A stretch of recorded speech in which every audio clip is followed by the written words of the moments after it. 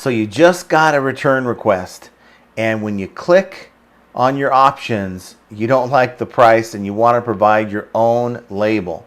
Well, I'm going to tell you about what I do on the other side, so without any further ado, let's go.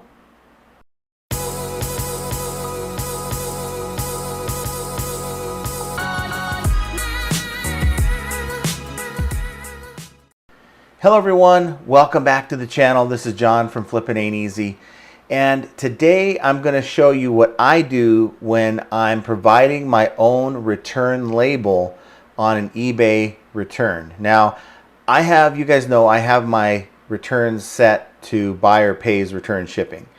So if it's a situation to where the buyer is, bought the wrong one or ordered by mistake, one of those reasons, I simply just go on and confirm my address and they pay for the label. That's on them. But if something's wrong, and a lot of times it's not, it's still a buyer's remorse situation, but the buyer puts maybe item doesn't work, or maybe item not as described, or whatever, to get out of paying for the return label, well, now eBay makes me, the seller, responsible for the cost of that return label. So I could go in, and if we're looking here, here's an option. I just had a return on this trimmer. It's I think it's like about an 8 to 9 pound package. And if I go in and just use the first option, you can see here, provide an eBay label. Now that's if eBay is going to use their discounts and you pay the $26.54. In this case, I'm on the hook for $26.54. But I can do better than that. I have discounts that I've negotiated with FedEx in this particular case, and I know I can do better for this package. So rather than allowing eBay to fleece me, because they're going to hit my account for $26.54, I'm going to go in and provide my own return label. I'm going to pay for it through FedEx. Once it's delivered, they bill me. I have a billing set up with FedEx. Now you can do this. FedEx is my preferred option because I have an account set up with good rates. But if you have like Pirate Ship, you can go on to pirateship.com and you can maybe get UPS, have UPS Ground, or maybe Priority Mail or Ground Advantage. Whatever you feel comfortable with.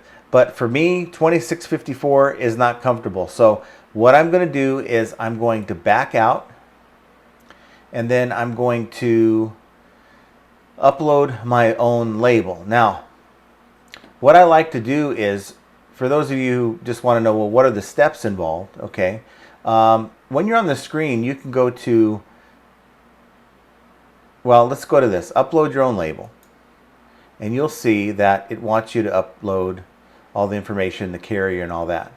So we're kind of at an impasse because we don't quite have that information. So I'm going to right click. Now I'm in Windows 11. I don't know if you're in Apple or any other type of operating system what the steps are, but the equivalent of right clicking on this order number, okay, and then open a new tab, and then we're going to the new tab, and it has all the customer's information, which is going to be kind of wiped out.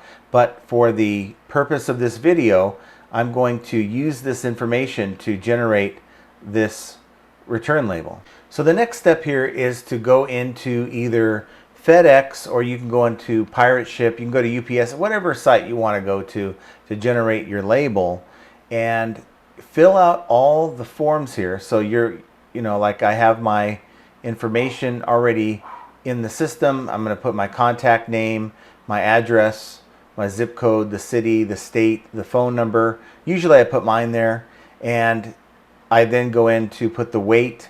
So it's good to have that information before you start this. And if you're not quite sure, you can go into your item and maybe click real quick on relist, just to go down to your shipping to see what you have for your pounds and your dimensions if you're not quite sure. Okay, so I wrote those down. In this case, this is a 9 pound package, and it is a 41 by 10 by 6, and the label that I spent to ship it to them was only $13.74.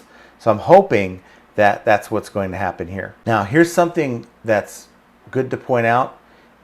Whether you're in Pirate Ship FedEx, it doesn't matter.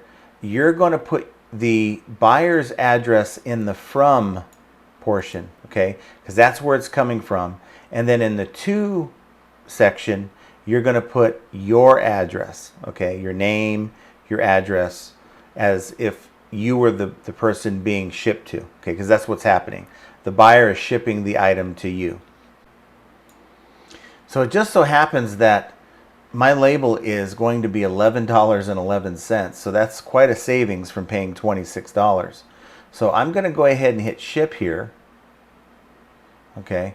And it's going to give me my tracking number information and my print label. So this is where you want to pay attention, because this is the trick to it. So when you click on print label, again, you do the same thing for Pirate Ship. You go into print label and you click on your printing options, and this is going to show me my Rollo, my Brother laser printer, or it should give you an option to save as PDF. So I'm going to save as PDF, and I'm going to save the file. So what I like to do is I like to take the equivalent of what is known as the snipping tool,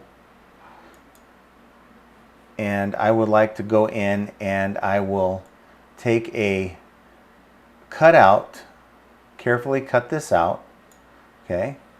And it'll show a, whoops, I can find the screenshot again. Okay, so it'll give me a screenshot of what I'm looking for, and you right click on the cutout, save as, and then you can save it as whatever you want at that point. So now I have that saved as my FedEx return label. I will copy, so I highlight this tracking number, copy it. Okay, close that out, and then I will go back to the return. So once I've cut out my label, I want to go back to this screen here. It is upload your label, and I'm going to find my FedEx return label that I saved, and then I'm going to paste that tracking number, get all the nonsense out of there, make sure that it's spaced back all the way to the left, and then you're going to continue. Simple as that. Now, it's going to say waiting shipment. The buyer has until September 12th to ship the item back. You choose to refund the buyer now, then the return will close and you shouldn't expect to receive the item. Never do that, guys. This return has been approved automatically per the eBay returns policy. If the buyer doesn't ship back by the 12th, we'll close the return automatically, blah, blah, blah. So there you have it, guys. That's kind of in a nutshell what I do. Hopefully you were able to follow that. I had a request to at least make a video to show you what I do to not pay $26 and change, and instead I'm paying $11 using my FedEx discount. Your discounts may vary if you have a better discount on Pirate Ship, but even if you're saving a few bucks, guys, this game of reselling is about making money, but to make money you have to be saving money. And this is one way to save money and still use the return system, get the same return type label that's going to get the item right back to you anyway. So why not save money in the process? So I want to know your thoughts down below. How do you do that? Is it the same process, or do you pay the fee that eBay asks you to pay, which in my opinion, I think we're paying too much. But figuring little tricks out like this is yet another example of how flipping ain't easy. And I want you to check out one of these videos here. And in the meantime, we will talk to you very soon. Take care, everyone.